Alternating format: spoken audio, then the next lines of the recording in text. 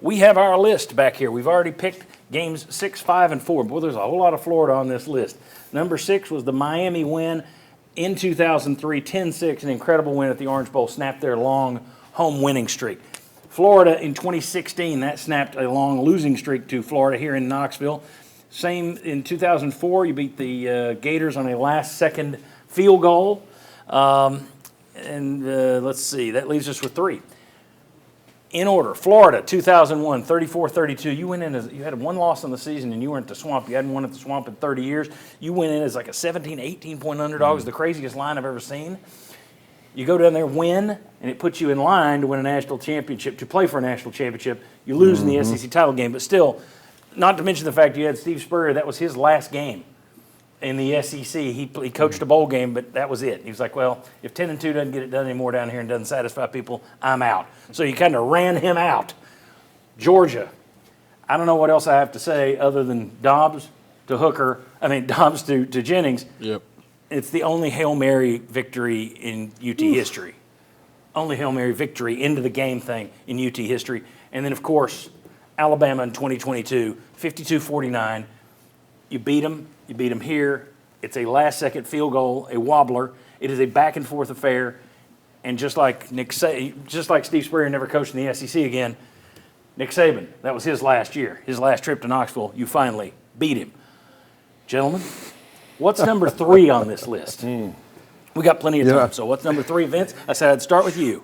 What's the first one off? I thought you were going to forget. Nope. I told you to remind me. You're such a good guy. You didn't. No, the 3 is the tough one. That's why your phone rings. Somebody calls it. Don't let him forget. You start. I think there's a slight difference between memorable and meaningful. Meaningful, I would go with Florida. Memorable, I will go with Georgia. You mentioned it's the only Hail Mary Tennessee has had. The events leading up to that were so wild.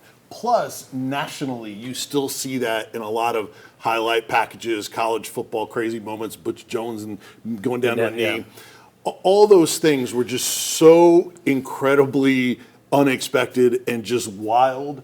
I would say from a memorable standpoint as that definition, I would go that. Is number 3. I would go with Florida as number 3. I would give that the edge over Florida. So I would slide Florida out, in my opinion.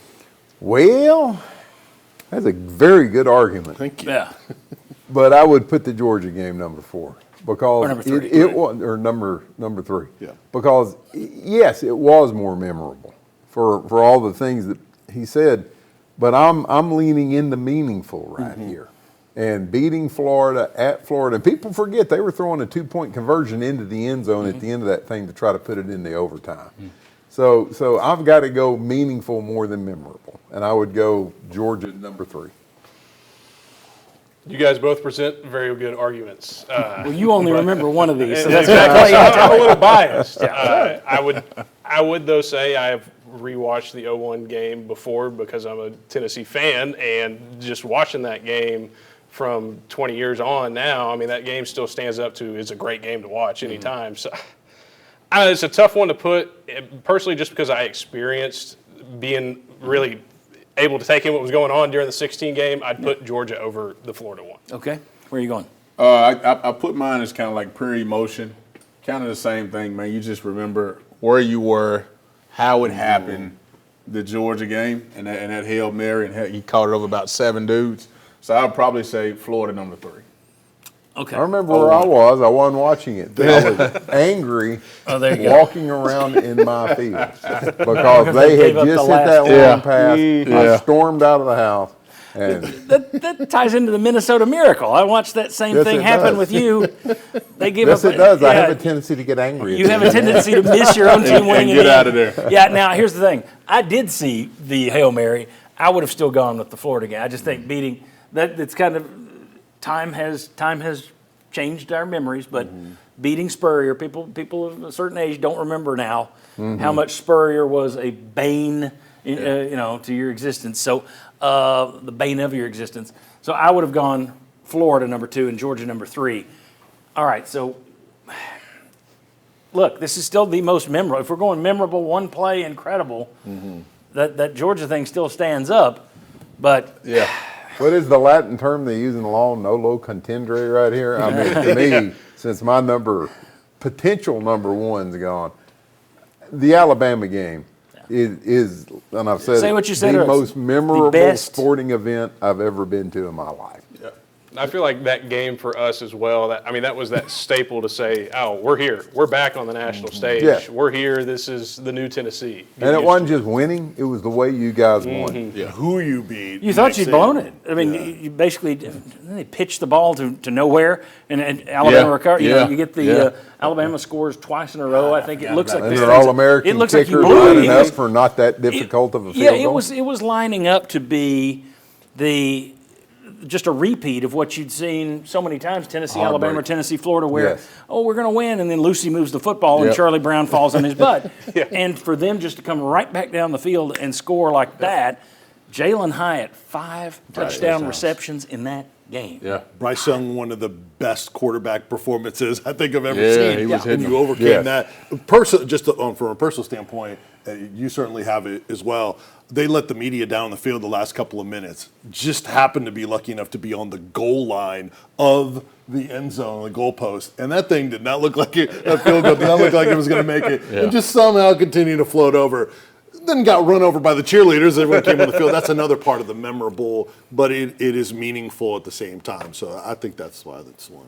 I go off emotions. That game was, you were like this, like you get up Yeah. and leaving out of your seat saying, man, we had a chance and we broke it. I look at like small details like Darnell Wright doing a great job on our defensive end, who we know is going to be a top whatever pick in the draft. Will Anderson, and he locks him up, right? And you see Henry going back and forward with Bryce Might Young. have been the game that got Darnell Wright drafted. Yeah, in the no first doubt, Right. most definitely, It was most talked about definitely. a lot. Yeah. That whole thing, I also think that may be, you hope it's not. You hope he has another one better than that.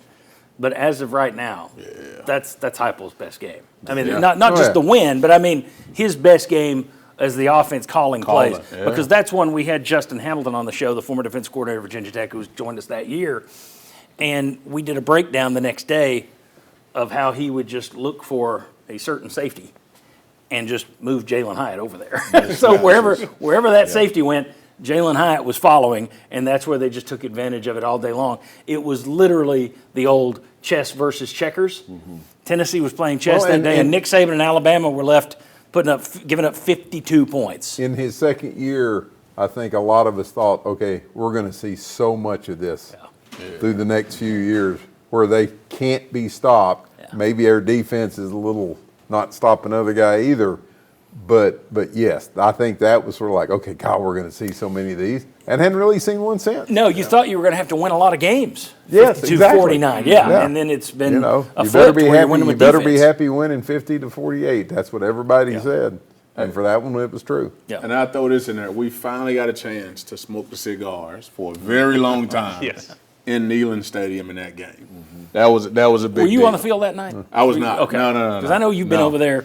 You sneak in over there. Yeah, I sneak in. occasionally, I yeah. sneak in. But you were on the field so long, you didn't get in to get a cigar. You didn't Yeah, I get one. know. You figure But they you had did- at least like a surplus in stock back there or something. Maybe dating back to the 90s, they have Yeah, exactly. stocked up in reserve. But, Yeah. yeah, no, I mean, it just the fans, Vintage. This is a 92. Yeah. the fans swarming on that field. I mean, I was on the field goal team, so I was on the other end. It took me nearly an hour and a half just to cut across. Everybody, oh, great job, congratulations! Like, yeah, I did a great job. So you were out there on the kick? yes.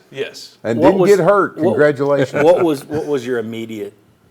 Can you take me back? Can you remember that immediate split second?